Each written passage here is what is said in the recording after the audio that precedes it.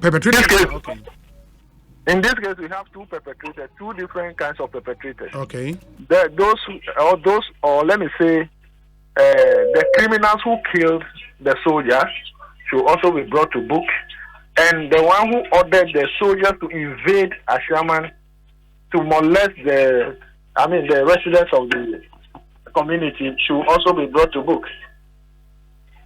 Oh, okay. Yeah. Okay. But the point is, and message here for Sewut, line atom in the, I believe, Honorable Kasanobia ethnic clear a press conference, so videos of the press conference, the Ansaka show Facebook and a YouTube live into Uba and the press conference, the team called so Ashaiman. Now, me share or more at a press conference, Nasena, are they the victims and answer way why more? They are victims. Most of them were the victims. Oh, the victims. Let me say about 90% were the victims who were at the press conference. And the victims, we are talking of two different forms of victims in this regard. Okay. Those who were arrested and released, about 150 of them were released. 184 were arrested and 150 was released. They were also there. Some were only beaten, molested, and brutalized and left alone. Those ones, they didn't arrest them, so they were also, so we have these two different types of victims. So they were there at the press conference. But you see, the good thing is that after the press conference, I ran to Parliament to engage the Minister for Defense, yes, the Committee of Defense and Interior, and the Military High Command. They all agreed that there were excesses, even though it was sanctioned by the Military High Command.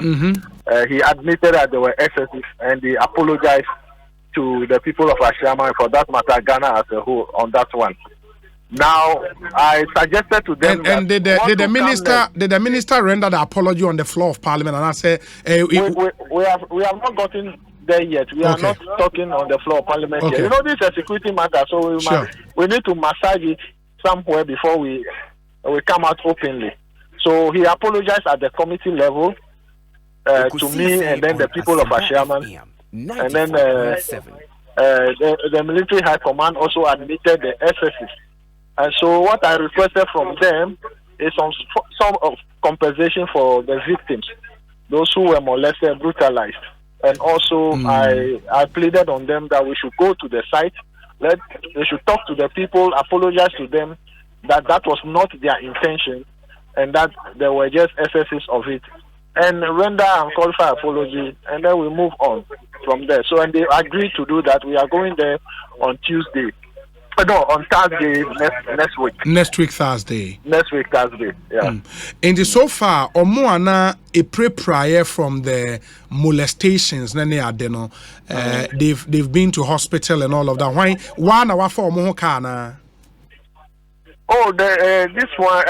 When they released some of them yesterday, I asked them to go to the hospital. They should go to the police station first, take medical report form, and go to the hospital, which most of them have done. And they brought the report back. I'm collating the data so that we look at it from that holistic manner. We are not doing individual at this stage. We want to tackle everything holistically. Yeah, but when they go to hospital individually, they have to foot some bills. And on why a bit well, those are the forms of compensation we are demanding for them. For now, they have not brought me any bill. Any bill, okay. Yeah, as we speak now. Okay. Let me be frank here. Some of the injuries are serious, but most of them are minor injuries. Yes. Some of them are extremely serious. Okay. But others are also minor injuries. So no bill has been brought to me yet. I've asked them. I've set up a center, a table where they register all the victims, and then with their medical condition and whatever it is. So we are compiling the list as we speak now. But at the meeting, at the committee level meeting, Minister render apology to you and the people of Ashaiman.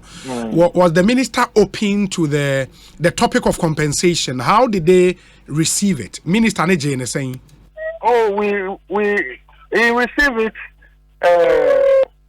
on a lighter note, But we decided, the chairman of the committee, who is Honorable Kennedy Japan, decided that let's go to the ground, see the veracity of the case, the damage and other things, and the various victims.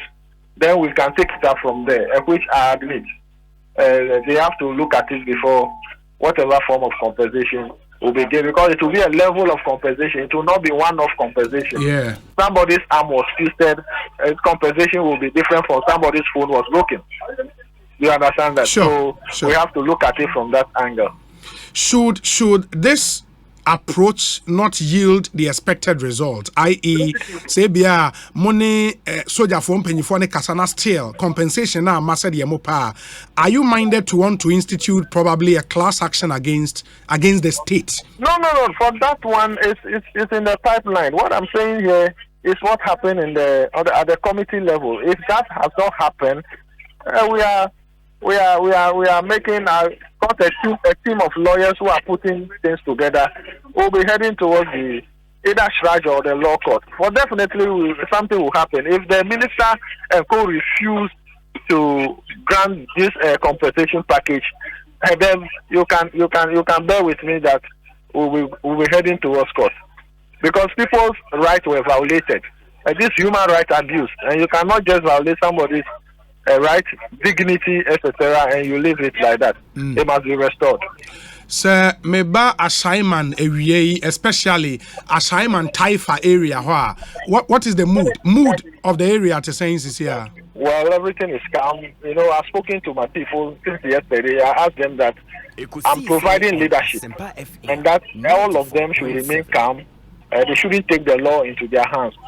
Whatever the case may be, I'm fighting for them, and I'll make sure whatever I'm doing will know to their benefit. And so I think they have listened to me to a large extent. And when you get there, as we speak, this morning I was with them, the press conference, I reiterated the same thing.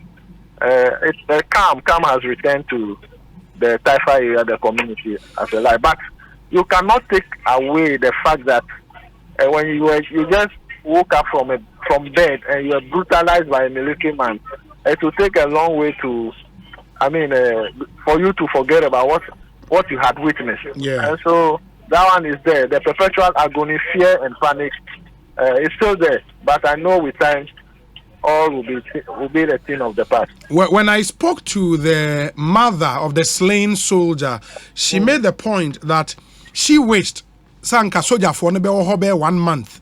Na omatwa de omoshe ase ne so said the perpetrators of that heinous crime will be identified. She believes they've stolen her joy from her. Inti was say soldier for ne bunko for ni hu nipa or yes adian. What would you say to her? Oh, I can understand her plight. I can understand her. You know, when your only son, your first son, is taken away like this in some circumstances, you have the right to make any comment, and I can understand her.